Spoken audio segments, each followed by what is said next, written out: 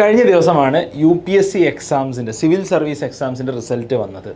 അപ്പോൾ ഇന്ന് നമ്മൾ അതിൻ്റെ കുറച്ച് ഡാറ്റ എടുത്ത് അനലൈസ് ചെയ്യാൻ പോവുകയാണ്. നമ്മൾ മനസ്സിലാക്കാനും പോകുന്നത് ഏതൊക്കെ കോളേജിൽ നിന്നുള്ള ആളുകളാണ് ആക്ച്വലി ഈ എക്സാമിന് ടോപ്പേഴ്സായി വന്നിട്ടുള്ളത്. അപ്പോൾ നിങ്ങളൊരു UPSC ആസ്പിറൻ്റ് ആണെങ്കിൽ നിങ്ങൾ ഏത് യൂണിവേഴ്സിറ്റിയാണ് ബേസിക്കലി എയിം ചെയ്യേണ്ടത്. അത് ഈ വർഷത്തെ മാത്രമല്ല, കഴിഞ്ഞൊരു 20-30 വർഷത്തെ ഡാറ്റ എടുക്കുകയാണെങ്കിൽ ഏത് കോളേജിൽ നിന്ന് പഠിച്ച ആളുകൾക്കാണ് ഒരു ബെറ്റർ സക്സസ് റേറ്റ് ഉള്ളത്, അതേപോലെ ഏത് സ്ട്രീം പഠിച്ച ആളുകളാണ് കൂടുതൽ സിവിൽ സർവീസിലോട്ട് എത്തിപ്പെടുന്നത് തുടങ്ങിയ കാര്യങ്ങളാണ് നമ്മൾ അനലൈസ് ചെയ്യാൻ പോകുന്നത്. So welcome to the video. നിങ്ങളിതുവരെ ചാനൽ സബ്സ്ക്രൈബ് ചെയ്തിട്ടില്ലെങ്കിൽ സബ്സ്ക്രൈബ് ചെയ്യാൻ മറക്കണ്ട. അപ്പോൾ ഈ വർഷം 5,92,141 ആളുകളാണ് UPSC പ്രിലിംസ് അറ്റംപ്റ്റ് ചെയ്തത്. നിങ്ങൾക്കറിയാം UPSC എക്സാം ഒരു 3 സ്റ്റേജിലുള്ള എക്സാമാണ്. ഒന്ന് ഫസ്റ്റ് സ്റ്റേജ് പ്രിലിംസ് ആണ്. പ്രിലിംസ് ക്വാളിഫൈ ചെയ്ത് അതിൽ നിന്നൊരു ടെൻസ് ഓഫ് തൗസൻഡ്സ് ഓഫ് ആൾക്കാരെ മെയിൻസിലോട്ട് വരും. ആ മെയിൻസിൽ നിന്ന് ഏകദേശം കുറച്ചും കൂടി ഒരു തൗസൻഡ്സ് ഓഫ് ആൾക്കാർ ഇൻ്റർവ്യൂവിലോട്ട് വരും. ആ ഇൻ്റർവ്യൂവിൽ നിന്ന് ഈ വർഷം 1016 ആളുകളെയാണ് IAS, IFS, IPS and other central services A&B സർവീസസിലോട്ട് റെക്കമെൻഡ് ചെയ്തിട്ടുള്ളത്.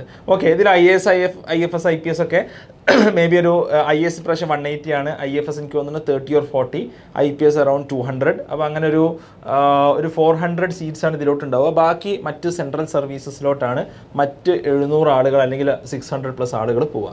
ഇത്തവണ 1ാം റാങ്ക് വാങ്ങിയ ആളെ നമുക്ക് നോക്കാം. നമുക്ക് ആദ്യം 10 റാങ്കിനെ പരിചയപ്പെടാം. 1ാം റാങ്ക് ആദിത്യ ശ്രീവാസ്തവ. അദ്ദേഹം ഉത്തർപ്രദേശുകാരനാണ്. IIT കാൺപൂരിൽ നിന്ന് BTech MTech നേടി ഗോൾഡ്മാൻ സാക്സ് എന്നുള്ള ഇൻവെസ്റ്റ്മെന്റ് ബാങ്കിങ് കമ്പനിയിൽ വർക്ക് ചെയ്ത് പരിചയമുള്ളതാണ് ആദിത്യ ശ്രീവാസ്തവ. അനിമേഷ് പ്രധാൻ വീണ്ടും എഞ്ചിനീയറാണ്. NIT റൂർക്കലിൽ നിന്ന് BTech CS കഴിഞ്ഞ് പക്ഷേ സോഷ്യോളജി ഓപ്ഷണൽ സബ്ജക്റ്റായി എടുത്ത് ഒഡീഷക്കാരനാണ് നിമേഷ് പ്രധാൻ. 3ാം റാങ്കുകാരി ഡൊണ്ണൂരു അനന്യ റെഡ്ഡി, തെലങ്കാനക്കാരിയാണ്. മിറാണ്ട ഹൗസ് എന്നുള്ളത് ഡൽഹി യൂണിവേഴ്സിറ്റിയിലെ വളരെ ഫേമസ് ആയിട്ടുള്ള ഒരു കോളേജുകളിലൊന്നാണ് മിറാണ്ട ഹൗസ് എന്നുള്ളത്. ഒരുപാട് സിവിൽ സർവീസ് ആസ്പിറൻസിനെ പ്രൊഡ്യൂസ് ചെയ്തിട്ടുള്ള കോളേജാണ്. അപ്പോൾ മിറാണ്ട ഹൗസിൽ നിന്ന് BA ഹോണേഴ്സ് ഇൻ ജോഗ്രഫി നേടിയതാണ്. റാങ്ക് ലിസ്റ്റിലെ ആദ്യ മലയാളി PK സിദ്ധാർത്ഥ് രാംകുമാർ. കേരളത്തിലെ കോളേജ് ഓഫ് ആർക്കിടെക്ചർ ട്രിവാൻഡ്രത്ത് നിന്ന് BArch കഴിഞ്ഞ് ഞാൻ മനസ്സിലാക്കുന്നത് അദ്ദേഹം 2 തവണ മുമ്പ് എക്സാം ക്വാളിഫൈ ചെയ്ത ആളാണ്. കഴിഞ്ഞ തവണ 120 റാങ്ക് വാങ്ങിയ ആളാണ്.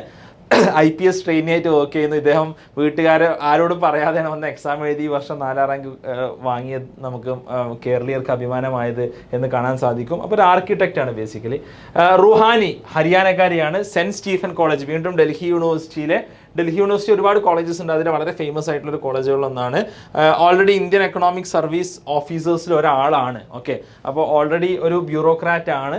വീണ്ടും സിവിൽ സർവീസ് എഴുതി ക്വാളിഫൈ ചെയ്തതാണ്. സൃഷ്ടി ദബസ് 6ാം റാങ്കുകാരി, ഡൽഹി ഇന്ദ്രപ്രസ്ഥ കോളേജ്, വീണ്ടും ഒരു ഡൽഹി യൂണിവേഴ്സിറ്റി കോളേജാണ്. RBIയിൽ ഓൾറെഡി ഒരു ബ്യൂറോക്രാറ്റ് ആയിട്ട് വർക്ക് ചെയ്യുന്ന ആളാണ് സൃഷ്ടി ദബസ്. ഓക്കെ, അൻമോൾ രാത്തോർ ജമ്മു ആൻഡ് കാശ്മീരിൽ നിന്നാണ്. ഗുജറാത്ത് നാഷണൽ ലോ യൂണിവേഴ്സിറ്റിയിൽ നിന്ന് LLB നേടിയിട്ടുള്ള ആളാണ്. ആശിഷ് കുമാർ രാജസ്ഥാൻ, IIT ഖരഗ്പൂർ ഗ്രാജുവേറ്റ് ആണ്. 2ാമത്തെ IIT-കാരനാണ് ടോപ്പ് 10-ലുള്ള. നൗഷീൻ ഉത്തർപ്രദേശിലെ ഖൽസ കോളേജ് വീണ്ടും ഒരു DU കോളേജാണ്. ഓക്കെ, അപ്പോൾ ഇത് എനിക്ക് തോന്നുന്നു 4ാമത്തെ DU കോളേജാണ്. 4th ടോപ്പ് 10 റാങ്കിലെ 4ാമത്തെ DU കോളേജാണ്.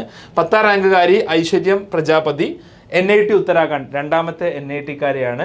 ഓക്കെ, L&Tയിൽ വർക്ക് ചെയ്ത് പരിചയമുള്ള ആളാണ്. അതാണ് ഫസ്റ്റത്തെ 10 റാങ്കുകൾ നമ്മൾ അനലൈസ് ചെയ്യുകയാണെങ്കിൽ 4 ആളുകൾ ഡൽഹി യൂണിവേഴ്സിറ്റിയിൽ നിന്ന് വന്ന ആളുകളാണ്, 2 ആൾ IIT-കളിൽ നിന്ന് വന്ന ആളാണ്, 2 ആൾ NIT-കളിൽ നിന്ന് വന്ന ആളാണ്, ഒരാൾ ആർക്കിടെക്റ്റാണ് മലയാളി, ഒരാൾ ഗുജറാത്ത് നാഷണൽ ലോ യൂണിവേഴ്സിറ്റിയിൽ നിന്ന് LLB ക്വാളിഫൈ ചെയ്ത ആളാണ്. എല്ലാവരും ഏകദേശം ഒരു പ്രൊഫഷണൽസ് ആണ് എന്ന് നമുക്ക് കാണാൻ സാധിക്കും. ഇനി ഡൽഹി യൂണിവേഴ്സിറ്റി പ്രൊഫഷണൽ കോഴ്സ് എന്ന് പറയാൻ പറ്റില്ല, പക്ഷേ ഇൻ ജനറൽ എന്താണ്, നല്ല ഇന്ത്യയിലെ ഏറ്റവും ടോപ്പ് യൂണിവേഴ്സിറ്റീസിലൊന്നാണ് ഡൽഹി യൂണിവേഴ്സിറ്റി എന്നുള്ളത്. അപ്പോൾ നമുക്ക് മനസ്സിലാക്കാൻ സാധിക്കുന്ന ഒരു കാര്യം എന്താണെന്ന് വെച്ചാൽ UPSCയുടെ ടോപ്പേഴ്സ് ആയി വരുന്ന ആളുകൾ ജനറലി ഏതെങ്കിലും ഡിഗ്രി എടുത്ത് വരുന്ന ആളുകളല്ല. ആ ടോപ്പേഴ്സായി വരുന്ന ആളുകൾ ഏറ്റവും ബെസ്റ്റ് കോളേജിൽ നിന്ന് ഏറ്റവും നല്ല ഡിഗ്രി എടുത്ത് വരുന്ന ആളുകളാണ്. സാധാരണ നമ്മൾ പറയാറുണ്ട് സിവിൽ സർവീസിന് ഏതെങ്കിലും ഡിഗ്രി മതി, അതൊരു ബേസിക് ക്വാളിഫിക്കേഷനാണ്. അത് വെച്ച് സിവിൽ സർവീസിന് ട്രൈ ചെയ്യുന്ന ഒരുപാട് ആൾക്കാരുണ്ട്. അവരെ ഞാൻ നിരുത്സാഹപ്പെടുത്തല്ല. പക്ഷേ നിങ്ങളൊരു ലോവർ ഏജിൽ നിന്ന് സിവിൽ സർവീസ് ഡ്രീം ചെയ്യുന്നവരാണെങ്കിൽ നിങ്ങൾ ഇപ്പോൾ ചെയ്യേണ്ട ഒരു കാര്യം നിങ്ങൾ നല്ലൊരു കോളേജിൽ എത്തിപ്പെടുക എന്നുള്ളതാണ്. ഓക്കെ, അത് മേ ബി ഡൽഹി യൂണിവേഴ്സിറ്റി ആവാം, നിങ്ങൾക്ക് CUT പോലത്തെ എക്സാംസ് നിങ്ങൾക്ക് അറ്റംപ്റ്റ് ചെയ്യാം, അല്ലെങ്കിൽ IITs ആവാം, NITs ആവാം, അല്ലെങ്കിൽ ഏതെങ്കിലും മെഡിക്കൽ കോളേജസ് ആവാം, എന്തോ ആവട്ടെ. നിങ്ങൾക്ക് ഇഷ്ടപ്പെട്ട ഏരിയയിൽ ഏറ്റവും നല്ല കോളേജിൽ എത്തിപ്പെടാൻ ശ്രമിക്കുക. എന്തുകൊണ്ടാണ് അത് പ്രാധാന്യമേറിയതായി മാറുന്നത്? കാരണം നിങ്ങൾക്ക് അവിടെ നല്ലൊരു പിയർ ഗ്രൂപ്പ് ഉണ്ടാവും. അപ്പോൾ ഡൽഹി യൂണിവേഴ്സിറ്റി എന്ന് പറഞ്ഞാൽ അവിടെ സിവിൽ സർവീസിന് വേണ്ടി പ്രിപ്പയർ ചെയ്യുന്ന അനേകായിരം കുട്ടികളുണ്ടാവും. അതിന് വേണ്ടിയുള്ള ഒരു എക്കോ സിസ്റ്റം അവിടെ ഉണ്ടാവും. ഡൽഹി പോലത്തെ ഒരു സ്ഥലത്ത് അത്ര ഒരു എക്കോ സിസ്റ്റം ഉണ്ടാവും, അല്ലെങ്കിൽ IITസിൽ അതുണ്ടാവും. അപ്പോൾ ഇവർക്ക് കൊണ്ടു കൊടുത്തൊക്കെ നമ്മൾ ഒരുപാട് കാര്യങ്ങൾ പഠിക്കും. ഇവിടുന്ന് അലുമിനസ് ആയിട്ട് ബ്യൂറോക്രാറ്റ്സ് ആയിട്ട് വർക്ക് ചെയ്യുന്ന സിവിൽ സർവീസിലുള്ള ഒരുപാട് ആൾക്കാരുണ്ടാവും. അവരെ നമ്മൾ എന്ത് ചെയ്യും, അവരിൽ നിന്ന് നമ്മൾ ഒരുപാട് കാര്യങ്ങൾ പഠിക്കും, അവരായിട്ട് നിരന്തരം നമുക്ക് ഇൻട്രാക്ട് ചെയ്യാൻ സാധിക്കും. ഇങ്ങനത്തെ ഒരുപാട് അഡ്വാൻറ്റേജസ് ഈ കോളേജസ് ആക്ച്വലി പ്രൊവൈഡ് ചെയ്യുന്നുണ്ട് എന്ന് മാത്രമേ ഞാൻ മനസ്സിലാക്കുന്ന മറ്റൊരു കാര്യം എന്താണെന്ന് വെച്ചാൽ, ഇപ്പോൾ സിവിൽ സർവീസ് പോലത്തെ എക്സാമിന് പലപ്പോഴും ഏറ്റവും പ്രധാനപ്പെട്ട കാര്യങ്ങളിലൊന്ന് നമുക്കൊരു ബാക്കപ്പ് പ്രൊഫഷൻ ഉണ്ടാവുക എന്നുള്ളതാണെന്ന് ഞാൻ വളരെ സീരിയസ്ലി ചിന്തിക്കുന്ന ഒരാളാണ്. ഈ അഭിപ്രായത്തോട് വിയോജിപ്പുള്ള ആളുകൾ ഉണ്ടാവാം, താഴെ കമൻറ്റ് ചെയ്യാം, നോ പ്രോബ്ലം. പക്ഷേ എനിക്ക് തോന്നുന്നൊരു കാര്യം എന്താണെന്ന് വെച്ചാൽ, ഇപ്പോൾ സിവിൽ സർവീസ് പോലത്തെ ഒരു ഏരിയയിലോട്ട് നമ്മൾ പോകുമ്പോൾ it requires a lot of time. കാരണം നമ്മൾ മേ ബി ഒരു 3-4 കൊല്ലമൊക്കെ ഇൻവെസ്റ്റ് ചെയ്യാൻ റെഡി ആയിട്ട് വേണം പോകാൻ. എന്നാൽ തന്നെ കിട്ടുമെന്ന് ഉറപ്പില്ല. കാരണം ഈ പറഞ്ഞ പോലെ 5.5 ലക്ഷം 6 ലക്ഷം ആൾക്കാർ എഴുതിയിട്ട് അതിൻ്റെ അക്സെപ്റ്റൻസ് റേറ്റ് വളരെ വളരെ വളരെ കുറവുള്ള, അതായത് 1000 ആൾക്കാർ മാത്രം ക്വാളിഫൈ ചെയ്യുന്ന ഒരു എക്സാമാണ് സിവിൽ സർവീസ് എന്നുള്ളത്. ഈവൻ നമ്മൾ JEO NEETO എടുത്ത് നോക്കുകയാണെങ്കിൽ ഒരു ടെൻസ് ഓഫ് തൗസൻഡ്സ് ഓഫ് ആൾക്കാർ ഓരോ വർഷം ക്വാളിഫൈ ചെയ്യുന്നുണ്ട്. ഇത് അതിൻ്റെ എത്രയോ കുറവാണ് സിവിൽ സർവീസിൽ എത്തിപ്പെടുന്ന ആളുകൾ. അപ്പോൾ എത്ര ബ്രില്യൻ്റ് ആയ ആളുകളാണെങ്കിലും there is a chance that you will get rejected.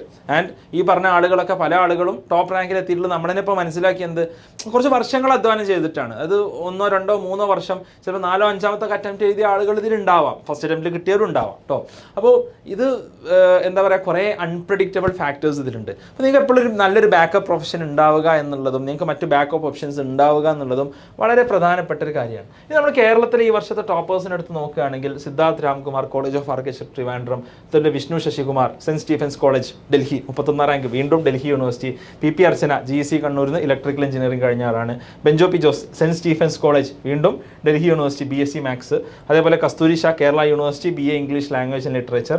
Fabi Rasheed IISER Trivandrum, another premier institute.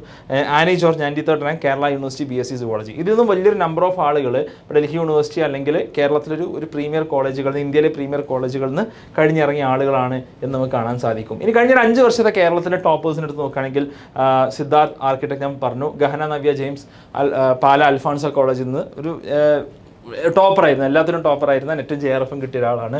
Dileep Kainikara IITയിൽ എൻ്റെ ജൂനിയർ ആയിരുന്നു. നമ്മുടെ ദിലീപായിട്ടുള്ള ഇൻ്റർവ്യൂ നമ്മുടെ ചാനലിലുണ്ട്. IIT Madras. K Meera GEC Thrissur. അതേപോലെ അശ്വതി ശ്രീനിവാസ് ശ്രീ ഗോകുലം മെഡിക്കൽ കോളേജ് ഡോക്ടറാണ്. ഇനി UPSC ടോപ്പേഴ്സിനെ കഴിഞ്ഞ ഒരു 10 വർഷം നമ്മൾ എടുത്ത് നോക്കുകയാണെങ്കിൽ you can see a lot of colleges, Delhi colleges, IIT 2, 3, 4 IITiansനെ കാണാൻ പറ്റും, ഒരു എയിംസുകാരനെ കാണാൻ പറ്റും, ബിറ്റ്സ് ബിലാനി കാണാൻ പറ്റും. അതേപോലെ തന്നെ ഡൽഹി യൂണിവേഴ്സിറ്റിയിൽ നിന്ന് 3-4 ആളുകൾ നമുക്ക് കാണാൻ സാധിക്കും. അപ്പോൾ ബേസിക്കലി നമ്മളൊരു ടോപ്പേഴ്സിനെ നമ്മൾ എടുത്ത് നോക്കുകയാണെങ്കിൽ ഇവരെല്ലാവരും ഒരു പ്രീമിയർ ഇൻസ്റ്റിറ്റ്യൂട്ട്സ് നിന്ന് പഠിച്ചിറങ്ങിയ ആളുകളാണ് എന്ന് കാണാൻ സാധിക്കും. അപ്പോൾ ഏതാണ് UPSCക്ക് വേണ്ടിയുള്ള ടോപ്പ് കോളേജസ് എന്നുള്ളത്? UPSCക്കുള്ള ടോപ്പ് കോളേജസ് ഏറ്റവും കൂടുതൽ സക്സസ് റേറ്റ്, ഈ സക്സസ് റേറ്റ് 1975 to 2014 വരെയുള്ള ഡാറ്റ എടുത്ത് തയ്യാറാക്കിയതാണ്. അപ്പോൾ ഇതിലെ സക്സസ് റേറ്റ് എന്ന് പറഞ്ഞാൽ ഒരു കോളേജിൽ നിന്ന് 100 ആളുകൾ എഴുതുകയാണെങ്കിൽ അതിൽ എത്ര ആളുകൾക്ക് സിവിൽ സർവീസ് കിട്ടുന്നുണ്ട് എന്നുള്ളതാണ്. UPSC IIT കാൺപൂർ 20.81% ആണ് UPSC success rate. IIT Delhi 19.89%. ഈ 2 കോളേജസും അവിടുന്ന് 100 ആളുകൾ എഴുതുന്നുണ്ടെങ്കിൽ 20 ആളുകളെ പ്രൊഡ്യൂസ് ചെയ്യുന്നുണ്ട്. JNUവിൽ 16.95% ആണ്. IIT റൂർക്കി 15.16% ആണ്. ഡൽഹി യൂണിവേഴ്സിറ്റി 12.28% ആണ്. അപ്പോൾ ഒരു UPSC ആസ്പിറന്റിനെ സംബന്ധിച്ചിടത്തോളം അവർക്ക് എന്തായാലും ഡിഗ്രി ചൂസ് ചെയ്യണം. ആ ഡിഗ്രി എന്താണെന്നുള്ള അവർ തീരുമാനിക്കണം. അത് ഏതെങ്കിലും ഒരു കോളേജിൽ നിന്ന് ഒരു ഡിഗ്രി പോരാ, അവർക്ക് ഇഷ്ടപ്പെട്ട ഒരു സബ്ജക്റ്റിൽ ഏറ്റവും ബെസ്റ്റ് സ്ഥലത്ത് നിന്നാവണം. അപ്പോൾ ഒരു എഞ്ചിനീയറിംഗ് ആസ്പിറൻസ് ആണെങ്കിൽ ഡെഫിനറ്റ്ലി IIT പോലത്തെ സ്ഥലങ്ങൾ ചൂസ് ചെയ്യണം. ഇല്ല എന്നുണ്ടെങ്കിൽ JNU or Delhi university is the best shot. എനിക്കൊന്ന് ഇപ്പോൾ JNU ഡൽഹി യൂണിവേഴ്സിറ്റി ഇപ്പോൾ IITസിനേക്കാളും കുറഞ്ഞതാണുള്ളത്. പക്ഷേ അതിനൊരു കാരണമുണ്ട്. കാരണം IITസിൽ ചിലപ്പോൾ ഒരു 100 ആളുകൾ ലൈക്ക് ഒരു ബാച്ചിൽ നിന്ന് മേ ബി ഒരു 5% 6% എഴുതുന്നുണ്ടെങ്കിൽ അത് JNUന്നോ DUന്നോ അതൊരു മേ ബി 10%ഓ 15% ആയിരിക്കാം. ഞാൻ ജസ്റ്റ് ഒരു നമ്പർ വേണം, എനിക്കറിയില്ല. എന്തായാലും കൂടുതൽ ആസ്പിറൻസ് ഉണ്ടാവും, അതുകൊണ്ടാണ് പെർസെൻറ്റേജ് കുറയുന്നത്. അല്ലാതെ ഇത് ഒരു UPSC ആസ്പിറൻസിന് IITസിനേക്കാളും മോശമായതുകൊണ്ടല്ല. ഓക്കെ, അപ്പോൾ ബേസിക്കലി നമ്മൾ മനസ്സിലാക്കേണ്ട കാര്യം എന്താണെന്ന് വെച്ചാൽ, നോക്കൂ, നിങ്ങൾ നമ്പേഴ്സ് നോക്കൂ. ഡൽഹി യൂണിവേഴ്സിറ്റിയിൽ നിന്ന് 4128 ആളുകളും JNUവിൽ നിന്ന് 1325 ഗ്രാജുവേറ്റ്സും എന്താണ് UPSC ക്വാളിഫൈഡ് ആണ് 1975 to 2014. അതായത് ഏകദേശം ഒരു 40 വർഷത്തെ ഡാറ്റ എടുക്കുകയാണെങ്കിൽ. അപ്പോൾ നല്ല കോളേജുകളിലോട്ട് നമ്മുടെ കുട്ടികളെ പുഷ് ചെയ്യാൻ നമ്മൾ ശ്രമിക്കുക. കാരണം അവിടെ അതിന് വേണ്ടിയുള്ള ഒരു എക്കോസിസ്റ്റം ഉണ്ടാവും നമ്മൾ മനസ്സിലാക്കണം. ഓക്കെ, അപ്പോൾ ഇത് കേൾക്കുന്ന സ്കൂൾ സ്റ്റുഡൻസോ അല്ലെങ്കിൽ high school students, higher secondary students ഒക്കെ ഉണ്ടെങ്കിൽ, ഡിഗ്രി സ്റ്റുഡൻസിനോട് പറഞ്ഞിട്ട് കാര്യമില്ല, ദേ ഓൾറെഡി ചൂസൺ. പക്ഷേ അവർക്ക് PGക്കോ മറ്റൊക്കെ ചൂസ് ചെയ്യാൻ സാധിക്കും. എനിക്ക് പറയാനുള്ളത് എന്താണെന്ന് വെച്ചാൽ, നിങ്ങൾ ഒരു സിവിൽ സർവീസ് ഡ്രീമുള്ള ആളാണെങ്കിൽ നിങ്ങളൊരിക്കലും ഒരു ഏതെങ്കിലും ഒരു ഡിഗ്രിയെക്കുറിച്ച് നമ്മുടെ നാട്ടിൽ നിൽക്കാം അല്ലെങ്കിൽ ഇവിടെ എവിടെയും കോച്ചിങ്ങിന് പോകാം എന്നല്ല നിങ്ങൾ ചിന്തിക്കേണ്ടത്. നിങ്ങൾ ചിന്തിക്കേണ്ടത് ഞാൻ ആദ്യം നല്ലൊരു പ്രൊഫഷനിൽ നല്ലൊരു കോളേജിൽ എത്തിപ്പെടും, അതിനുശേഷം അല്ലെങ്കിൽ അതിൻ്റെ കൂടെ ഞാൻ സിവിൽ സർവീസ് അറ്റംപ്റ്റ് ചെയ്യും, or I will figure out what to do എന്നുള്ളതാണ് നിങ്ങൾ ബേസിക്കലി മനസ്സിലാക്കേണ്ടത്. ഓക്കെ, അതോടൊപ്പം എനിക്ക് പറയാനുള്ളത് നമ്മുടെ XNY ലേണിങ്ങിൻ്റെ ഫൗണ്ടേഷൻ പ്രോഗ്രാം ഉണ്ട്. ഇതേപോലത്തെ നല്ല കോളേജുകളിൽ നിങ്ങൾ എത്തിക്കാൻ വേണ്ടിയിട്ടുള്ള പ്രോഗ്രാമാണ്. അതിന് താല്പര്യമുള്ള ആളുകൾക്ക് രജിസ്റ്റർ ചെയ്യാനുള്ള 6th മുതൽ 10th വരെയുള്ള കുട്ടികൾക്ക് രജിസ്റ്റർ ചെയ്യാനുള്ള ലിങ്ക് താഴെ നൽകിയിട്ടുണ്ട്. ഇന്ന് 1500ഓളം കുട്ടികൾ XNY ലേണിങ്ങിൽ പല ക്ലാസ്സുകളിലായിട്ട് പഠിക്കുന്നുണ്ട്. Okay, now another interesting data from last year from government. ഇത് ഗവൺമെൻറ് ലോക്സഭയിൽ നൽകിയ ഡാറ്റയാണ്. 64% selected UPSC civil servants were engineers.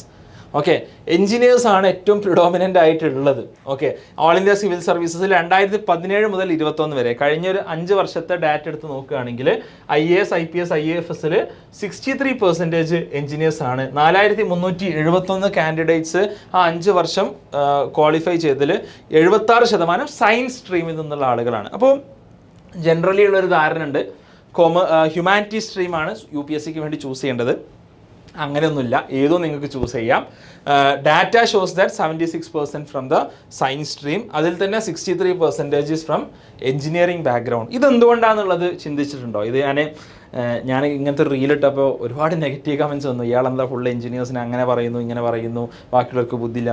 അതുകൊണ്ടൊന്നുമല്ല, ഇതിന് വളരെ സിമ്പിളായിട്ടുള്ള 2-3 റീസൺസ് ഉണ്ട്. ഒന്നാമത്തെ റീസൺ എന്നുള്ളത് UPSC പ്രിലിംസിൻ്റെ 2ാമത്തെ പേപ്പർ CSAT എന്നുള്ള പേപ്പർ, അതിൽ 33% മാർക്ക് ഉണ്ടെങ്കിലേ ക്വാളിഫൈ ചെയ്യാൻ സാധിക്കുക. CSAT പേപ്പറിൽ ബേസിക്കലി ഒരു വെർബൽ ആപ്റ്റിറ്റ്യൂഡും അതേപോലെ തന്നെ കോംപ്രഹെൻഷൻസും ഒരു ലോജിക്കൽ മാത്തമാറ്റിക്കൽ തിങ്കിങ്ങും ഒക്കെയാണ് ടെസ്റ്റ് ചെയ്യുക. അപ്പോൾ അവിടെ ഒരാൾക്ക് 33% മാർക്ക് വേണമെന്നുണ്ടെങ്കിൽ അത്യാവശ്യം ഒരു മാത്തമാറ്റിക്കൽ ആപ്റ്റിറ്റ്യൂഡ് വേണം. ഇത് ജനറലി ഈ പറഞ്ഞ അത്യാവശ്യം എഞ്ചിനീയേഴ്സിനൊക്കെ ഉണ്ടാവും, അല്ലെങ്കിൽ സയൻസ് ബാക്ക്ഗ്രൗണ്ടിൽ നിന്ന് വരുന്ന ആൾക്കാർക്ക് ഉണ്ടാവും. അല്ലാത്തവർക്ക് ഇത് ഉണ്ടാവാൻ കുറച്ച് ബുദ്ധിമുട്ടുമാണ്. എനിക്കറിയാം, വളരെ ബ്രില്യൻ്റ് ആയിട്ടുള്ള നല്ല ബുദ്ധിയുള്ള നന്നായിട്ട് UPSCക്ക് പ്രിപ്പയർ ചെയ്ത എന്നാൽ CSATന് ക്വാളിഫൈ ചെയ്യാൻ പറ്റാതെ പോയ നിർഭാഗ്യവാന്മാരെ എനിക്കറിയാം. ഓക്കെ, അപ്പോൾ അതൊരു ഫാക്റ്റാണ്. അത് അവർക്ക് ബുദ്ധിയില്ലാത്തതുകൊണ്ടൊന്നുമല്ല, ലൈക്ക് അവർക്ക് അതിനോട് ഒരു ആ മാത്തമാറ്റിക്കൽ ഫീൽഡിനോട് വലിയ എക്സ്പോഷർ ഇല്ലാത്തതുകൊണ്ട് സംഭവിക്കുന്നതാണ്. 33% മാർക്ക് വാങ്ങുക എന്നുള്ളത് it's A little bit difficult only. Okay, അപ്പോൾ ഇതുകൊണ്ടാണ് അത് സംഭവിക്കുന്നത്. അതാണ് ഒന്നാമത്തെ കാരണം. രണ്ടാമത്തെ കാരണം എന്താണെന്ന് വെച്ചാൽ, ഇപ്പോൾ ഒരു ഡൽഹി യൂണിവേഴ്സിറ്റിക്ക് വേണ്ടി പഠിക്കുന്ന ഒരാൾ CUT ക്വാളിഫൈ ചെയ്യുന്നു, അല്ലെങ്കിൽ IITക്ക് വേണ്ടി പഠിക്കുന്ന ഒരാൾ JEE ക്വാളിഫൈ ചെയ്യുന്നു. അങ്ങനത്തെ ആളുകളെ സംബന്ധിച്ചിടത്തോളം UPSC is like a continuation of their journey. അവർ ആൾറെഡി ഡിറ്റർമിൻഡ് ആയിട്ട് അതേപോലെ സെൽഫ് മോട്ടിവേറ്റഡ് ആയിട്ട് പഠിക്കാൻ അവർക്ക് അറിയാം. അവർ ആ വഴിയിലൂടെ കടന്നു പോയ ആൾക്കാരാണ്. So it will be a little bit more easier. ഒരു ഡിഗ്രിക്ക് ശേഷം ഒരു കോമ്പറ്റേറ്റീവ് എക്സാമിനെ കുറിച്ച് ചിന്തിക്കുന്ന ആൾക്കാരെക്കാളും എളുപ്പമായിരിക്കും ഒരു 12th തന്നെ അത്യാവശ്യം കോമ്പറ്റേറ്റീവ് എക്സാം ഒക്കെ എഴുതി നല്ല സ്ഥലത്ത് എത്തിപ്പെട്ട ആളുകളെ സംബന്ധിച്ചിടത്തോളം അവർക്കുള്ള ഒരു അഡ്വാൻറ്റേജ് എന്നുള്ളത്. അപ്പോൾ അങ്ങനത്തെ ഉള്ള ആളുകൾ ഭൂരിഭാഗം ഒരു സയൻസ് ബാക്ക്ഗ്രൗണ്ടിൽ നിന്നായിരിക്കും വരുന്നുണ്ടാവുക. കാരണം ഇപ്പോൾ നമ്മൾ നോക്കുകയാണെങ്കിൽ ഇപ്പോൾ CUT ഒക്കെ എപ്പോഴാണ് വന്നത്, അതിനു മുമ്പുള്ള കോമ്പറ്റേറ്റീവ് എക്സാംസ് ഒക്കെ എന്താണ്, ഭൂരിഭാഗവും സയൻസ് ബേസ്ഡ് ആയിട്ടുള്ള എക്സാമാണ്. അതുകൊണ്ടാണ് ജനറലി സയൻസ് ഗ്രാജുവേറ്റ്സ് അതേപോലെ സയൻസ് എഞ്ചിനീയറിംഗ് മെഡിസിൻ ഗ്രാജുവേറ്റ്സ് കൂടുതലായിട്ട് സിവിൽ സർവീസസിന് വരുന്നത്. ഓക്കെ, അപ്പോൾ ഓപ്ഷണലായിട്ട് പല ആൾക്കാരും ഹ്യൂമാനിറ്റീസ് എടുക്കും. അതിപ്പോൾ സയൻസ് ഉള്ള ആളുകളും ഹ്യൂമാനിറ്റീസ് ഇപ്പോൾ നേരത്തെ സോഷ്യോളജി ഒക്കെ എടുത്ത് നമ്മൾ ഈവൻ എഞ്ചിനീയേഴ്സ് സോഷ്യോളജി ഒക്കെ എടുത്ത് കണ്ടു. ബട്ട് അൾട്ടിമേറ്റ്ലി 76% ആൾക്കാർ സയൻസ് ഗ്രാജുവേറ്റ്സ് ആണ് വരുന്നത്. അപ്പോൾ ഞാൻ സിവിൽ സർവീസിനെ പോകണം, അതുകൊണ്ട് ഞാൻ ഹ്യൂമാനിറ്റീസ് എടുക്കാം. അങ്ങനത്തെ കാര്യങ്ങൾ പ്രത്യേകിച്ച് അർത്ഥമൊന്നുമില്ല. എനിക്ക് ഇഷ്ടപ്പെട്ട് എടുക്കാം. ഹ്യൂമാനിറ്റീസ് എടുക്കുകയാണെങ്കിൽ ഗോ ടു ഈ പറഞ്ഞ പോലെ ഡൽഹി യൂണിവേഴ്സിറ്റിയിലൊക്കെ പോയിട്ട് നല്ല എക്കണോമിക്സോ നല്ല കാര്യങ്ങളൊക്കെ നിങ്ങൾ എടുക്കും. നല്ല കോളേജിൽ പോയി പഠിക്കാൻ ശ്രമിക്കുക എന്നുള്ളതാണ് നമുക്ക് ചെയ്യാനുള്ളത്. അപ്പോൾ ഒരുപാട് സ്റ്റാറ്റ്സ് വെച്ചിട്ടാണ് നമ്മൾ ഇന്നത്തെ ഈ ഒരു വീഡിയോ ചെയ്തിട്ടുള്ളത്. ഇതിൽ നിന്ന് കുറേ ഇൻസൈറ്റ്സ് നിങ്ങൾക്ക് കിട്ടിയിട്ടുണ്ടാവുമെന്ന് കരുതുന്നു. നിങ്ങൾ താഴെ കമൻറ്റ് ചെയ്യുക. നിങ്ങളുടെ ചോദ്യങ്ങൾ, നിങ്ങളുടെ അഭിപ്രായങ്ങൾ, നിങ്ങളുടെ നിർദ്ദേശങ്ങൾ, നിങ്ങളുടെ പോസിറ്റീവുകൾ നെഗറ്റീവുകൾ എല്ലാം കമൻറ്റ് ചെയ്യാൻ മറക്കണ്ട. നമുക്ക് മറ്റൊരു വീഡിയോയുമായിട്ട് കാണാം. അതുവരേക്കും ബൈ.